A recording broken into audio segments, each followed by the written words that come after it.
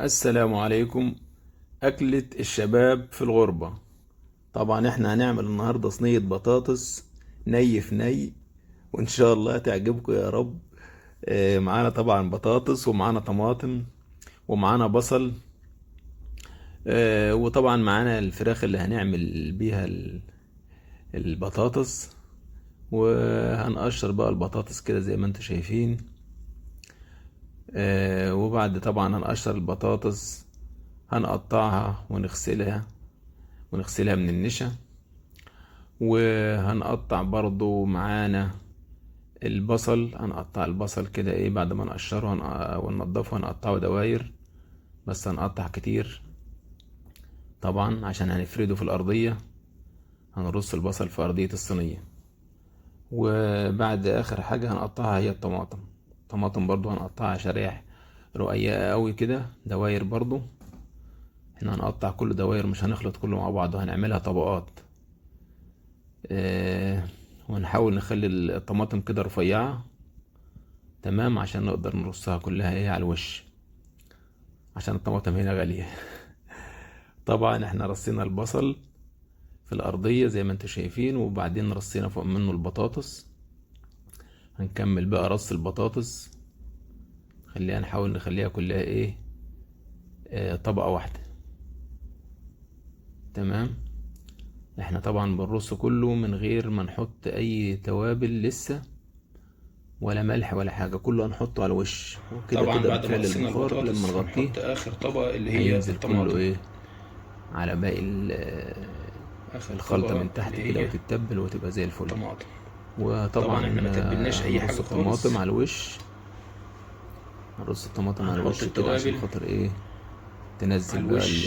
المية اللي احنا كده كده فيها، متبلين الفراخ، وهنحط وهي ايه بتستوي في الفرن رشة توابل خفيفة كده على على باقي الوش، ايه ماشي مع البطاطس زيت الزيتون. والبصل، وتتطبخ كلها مع بعضها كده. وبعد ما طبعا بعد رصينا بقى ما ايه عملنا الطماطم، الطماطم هنديها هنحط شوية بقى شوية كمون. تتبيلة من تتبيلة ماشي، الفراخ، حسب التتبيلات اللي مع عندكم شوية بقى، بهارات. أو التتبيلة اللي انت بتحبها، مع شوية ملح وفلفل اسود كده. وتظبط كده المسائل ايه هنبدأ نرص الفراخ بالبهارات اللي بتاعتنا عندك. كده والفراخ انا عندي كنت على الوش. متبلها بعد ما طبعا، تبلناها طبعا اي وشايلها تتبيلة عندك، تتبيلة من فراخ قبلها بيوم في التلاجة. حسب طبعا التتبيلة الموجودة عندك. هحطها على الوش عشان تستوي كده. وبعد ما تستوي ايه نبقى نشغل لها الشواية من فوق كده في البوتاجاز، في فرن البوتاجاز ايه تحمرها. احنا كده بقى رصيناها زي الفل كده، نديها كمان رشة ايه ملح كده خفيفة، رشة خفيفة كده. وشوية ايه توابل برضه خفيفة. وبعدين طبعا زيت تمام. الزيتون الجميل بتاعنا كده وكده بعد ما الصحي. جهزت هنقوم بقى مدينها بقى زيت كده الزيتون زيت الجميل الزيتون بتاعنا الجميل كده بتاعنا كده. الخفيف. ايوه كده عشان خاطر ينزل تحت كده ايه، ويسويها من تحت ومن فوق زي ما انتوا شايفين. ماشي.